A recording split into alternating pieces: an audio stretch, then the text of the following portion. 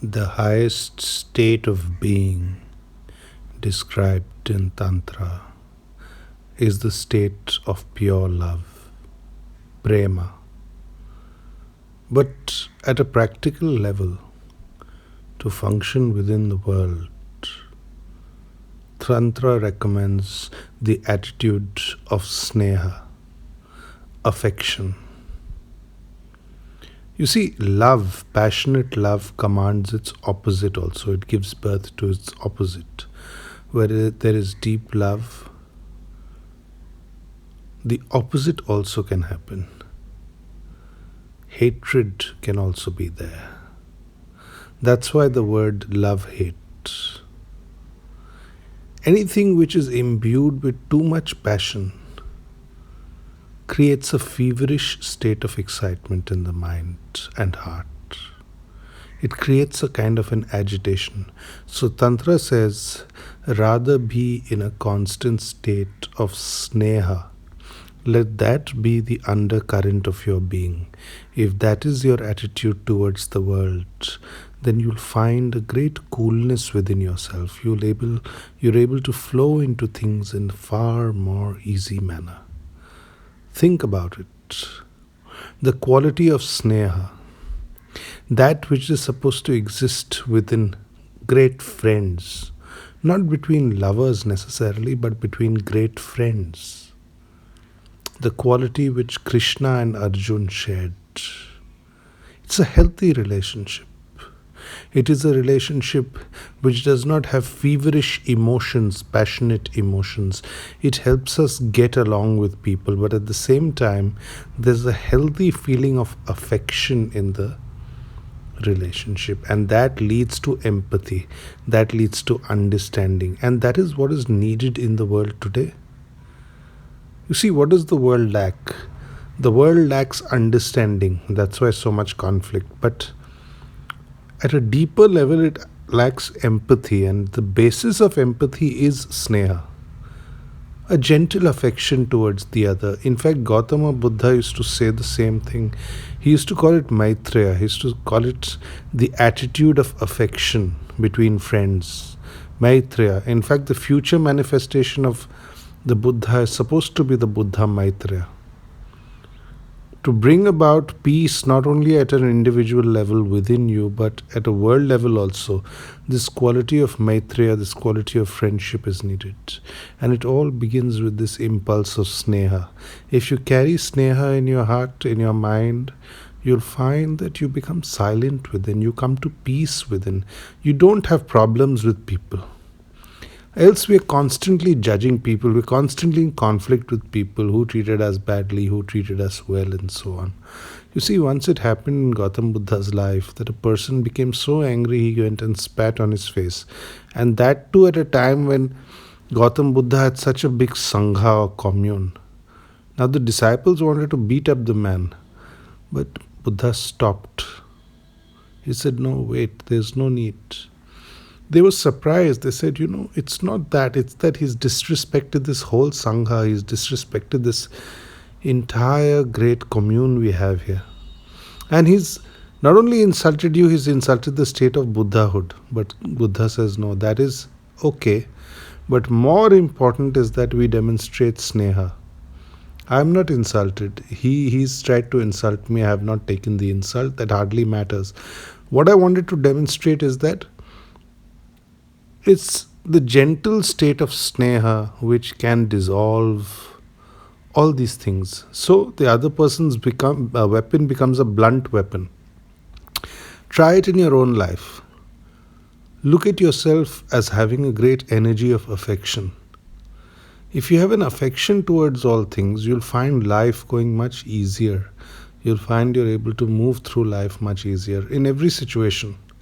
In work, in the workplace. What is needed in the workplace? In the workplace, a certain understanding is needed. Not people at loggerheads, but at the same time, not people who are too attached and too in each other's business too much. That is not needed. So, at a practical level in the workplace also, a gentle quality of mutual respect with a little affection That brings people closer together. That brings people in an ability to work together. Then they can go on on this journey. They can discover new things. They can be creative. So Sneha or affection catalyzes creativity. Naturally, to be creative, you see, to be creative means you have a certain joy, a certain affection in your heart for no other reason but for the sheer love of the thing, for the sheer feeling that this affection brings you, this feeling that you're not alone in this universe, that its energy protects you, that you're part of it. This entire feeling of cheerfulness that sparks true creativity, that sparks positive creativity, not miserable creativity. There is miserable creativity also. A lot of artists, in fact, express their angst. That's fine. But you see, the music of a Mozart, the music of a Bach, or you could say any great advancement in human psychology, human consciousness has been brought about by a certain joy that the person brought into their work. The whole joy of discovery.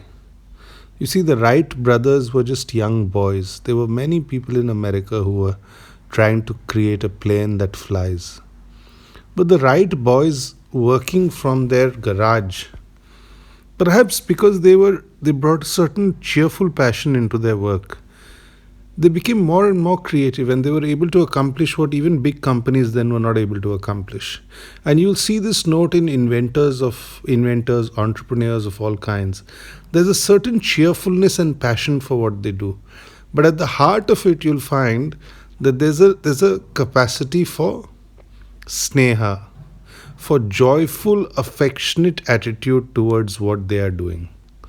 And that makes it easier for them at many levels. You see, when there's a question of relating, networking with people, a lot of us find it difficult to relate to others. There are these barriers between us and the other. What will he think? What will she think? And so on. The whole idea is when you're in a state of sneha within you, you have such a natural radiancy of joy within your being that you don't mind what the other person thinks. Your whole attitude is one of a gentle friendliness. And people open up to friendliness. The other person opens up to friendliness. And what friendliness creates is it takes away your fear, it takes away your hesitation. It replaces it with a certain blissful feeling. And that blissful feeling makes you feel more valuable, makes you have better perception, makes your very heartbeat throb with a certain confidence, gives you a joy in your step. And that is charisma. You see, charismatic people have this ability. What is charisma? You look at a leader who's charismatic, a positive leader, not a person who's pandering to hate, no, but a person who's pandering to the good parts of people, who's able to lift people up through his message or her message. Such a person has this ability to create a gentle joy within you. A charismatic leader is somebody who can make you relax within your being and turn your tension into a creativity. Relieve your tension. You see, we are products of unconscious forces, unconscious energies that are within us. We don't even realize how these unconscious energies are commanding our life, our motivations, our will to work, our determination, and so on. But the whole idea is that you harness these unconscious energies. You take these energies within you, these forces within you, and you turn them into positive forces. And one of the easiest way to do it is to develop a friendly eye towards the world, an eye of affection towards the world. Make sneha or affection your undercurrent, your emotional undercurrent.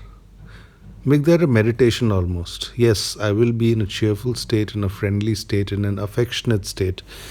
If you wake up like that, if you determine yourself to be in this state of being, then there's nothing that can stop you really.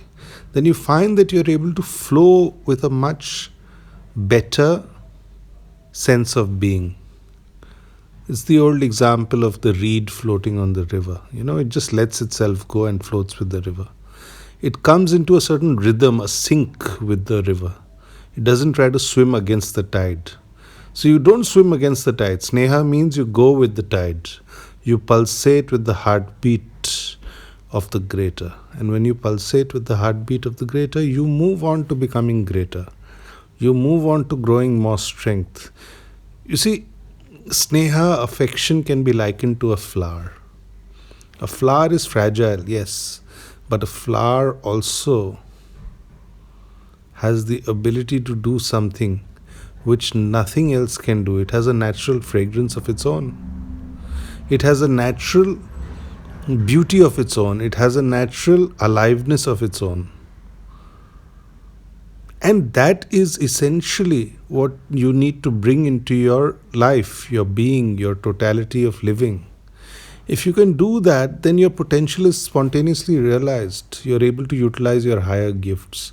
You're able to move in a feeling of inward silence, inward love, inward sense of power within, but a relaxed sense of power, an energy which is moving with a lot of intensity but with a lot of effortlessness.